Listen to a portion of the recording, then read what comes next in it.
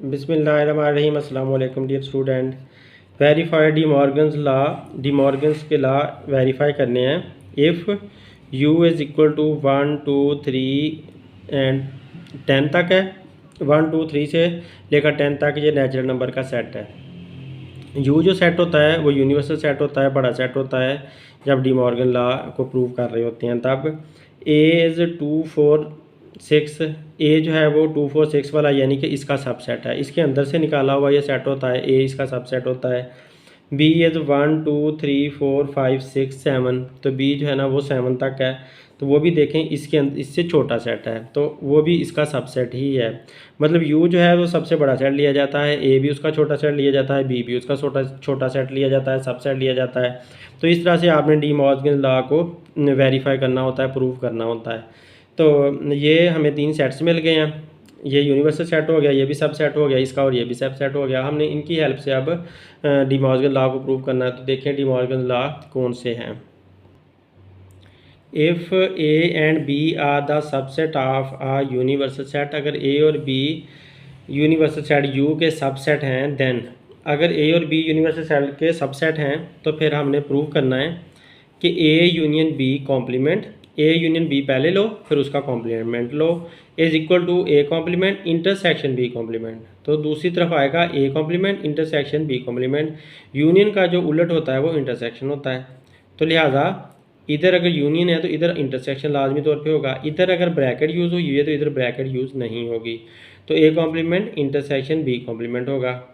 तो दूसरी तरफ हम देखते हैं आगे, तो A intersection B whole complement, ये डी मॉर्गन लॉ का पहला हिस्सा है, इसे नंबर 1 कह दिया। ये डी मॉर्गन लॉ का दूसरा हिस्सा है कि अगर ए इंटरसेक्शन बी है और उसका होल कॉम्प्लीमेंट है तो फिर वो बराबर होगा A complement union B complement के। इधर अगर इंटरसेक्शन आ गया तो इधर फिर यूनियन आएगा, और इधर ब्रैकेट आई हुई है तो इधर ब्रैकेट नहीं आएगी, अलग-अलग कॉम्प्लीमेंट आ जाएगा। तो इस तरह से आपने ये दोनों बातों को प्रूव करना है, ये दोनों बातों को प्रूव करना डी मॉर्गन्स लॉ कहलाता है, या डी मॉर्गन लॉज को प्रूव करना कहलाता है। ये बहुत ही मशहूर सवाल है और बहुत ही आसान सा है, इसको गौर से समझ लें तो सारे सेट्स के बारे में हर बात इंसान को समझ आ जाती है। बंदा सेट्स के हर तरह के प्रॉब्लम को सॉल्व कर सकता है, हर तरह के सवाल सॉल्व हो सकते हैं। तो देखिए हम पहले इसका नंबर 1 पार्ट लेते हैं। तो नंबर 1 पार्ट मैंने पूरा लिख लिया, सेम का सेम। इसकी लेफ्ट हैंड साइड ले लेते हैं, तो लेफ्ट हैंड साइड इसकी ये वाली है, ए यूनियन बी कॉम्प्लीमेंट। तो ए यूनियन बी कॉम्प्लीमेंट में से पहले हमने अंदर वाला ब्रैकेट का हिस्सा ले लिया, ए यूनियन बी वाला। तो ए यूनियन बी वाला हिस्सा लिया, इधर ए है तो आपने इक्वल साइन के बाद इधर भी ए ही लिखना है। तो ये ए कहाँ से आया, ये जो हमारे पास सेट दिया हुआ था हमने ए वाला सेट वो यहाँ पर लिख लिया। फिर यू है तो हमने यू लिख लिया, और बी है तो बी वाला जो सेट दिया हुआ था सब सेट हमें वो वाला हमने लिख लिया।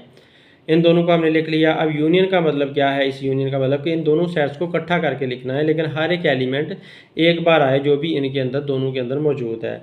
तो लिहाजा इधर से शुरू करो 1 2, ये 2 इधर भी है इधर भी है, लेकिन आपने एक बार ही लेना है। तो 1 2, फिर इधर से 3 आ गया, ये 3 आ गया, ये वाला भी 4 है, ये भी 4 है, तो एक ही दफ़ा 4 आएगा।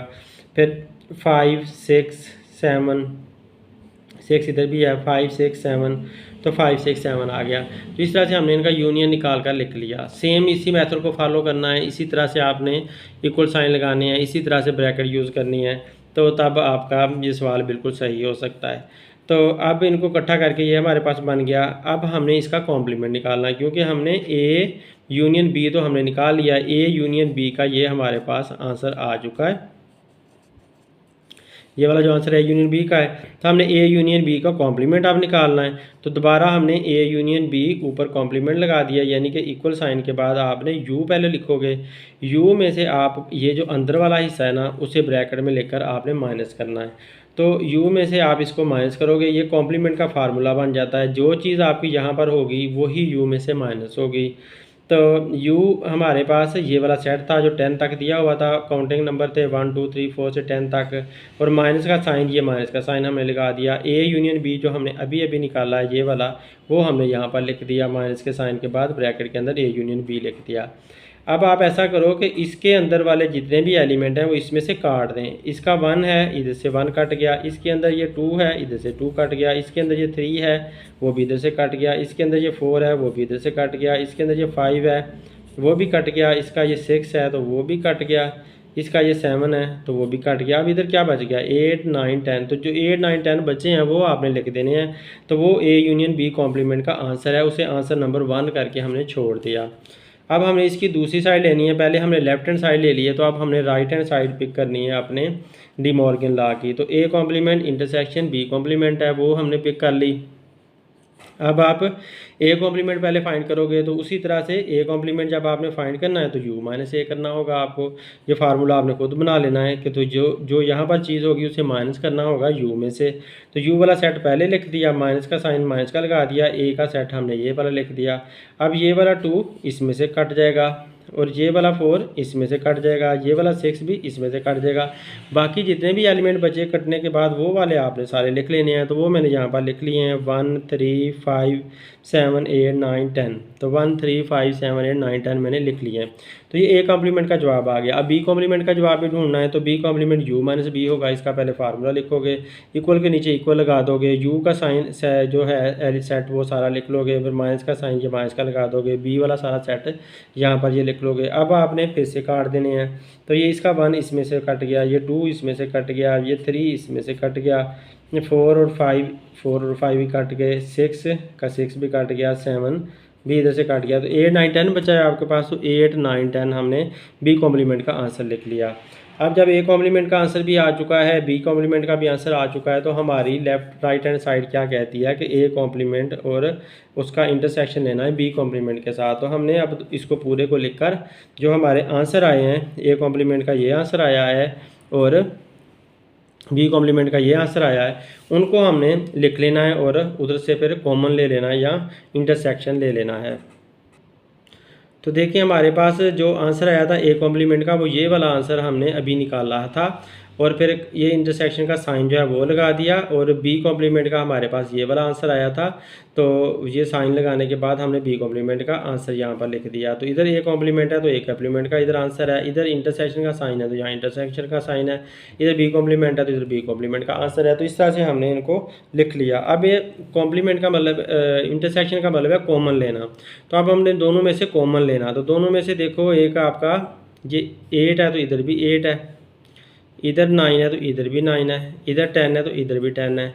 तो 8 9 10 हमारे जो है ना दोनों की तरफ से कॉमन आ रहे हैं। तो इससे नंबर 2 कर लेते हैं। अब फ्रॉम 1 एंड 2, 1 और 2 में से देखें तो ये बात साबित हो जाती है कि लेफ्ट हैंड साइड और राइट हैंड साइड बराबर बराबर है, क्योंकि 1 के अंदर भी 8 9 10 आए थे और 2 के अंदर भी 8 9 10 ही आए हैं। तो हम ये कह सकते हैं कि A union B whole complement is equal to A complement intersection B complement.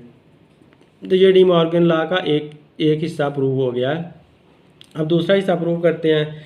तो ए इंटरसेक्शन बी कॉम्प्लीमेंट, अब इधर इंटरसेक्शन आ जाएगा तो इधर यूनियन आ जाएगा, A complement union B complement. तो अब आप लेफ्ट हैंड साइड ले लोगे, ये वाली साइड पिक कर ली। तो हमने पहले ए इंटरसेक्शन बी मालूम करना है। तो ए इंटरसेक्शन बी मालूम करने के लिए हमने पहले ए लिखा, इधर ए था तो हमने ए लिखा, इधर इंटरसेक्शन है तो इंटरसेक्शन लिखा, इधर बी है तो बी लिख लिया। अब हमने कॉमन लेना है, तो इनमें से दोनों में से कॉमन ढूंढो। तो इधर से 2 इधर से 2 कॉमन आता है, इधर से 4 इधर से 4 कॉमन आता है, इधर से 6 इधर से 6 कॉमन आता है।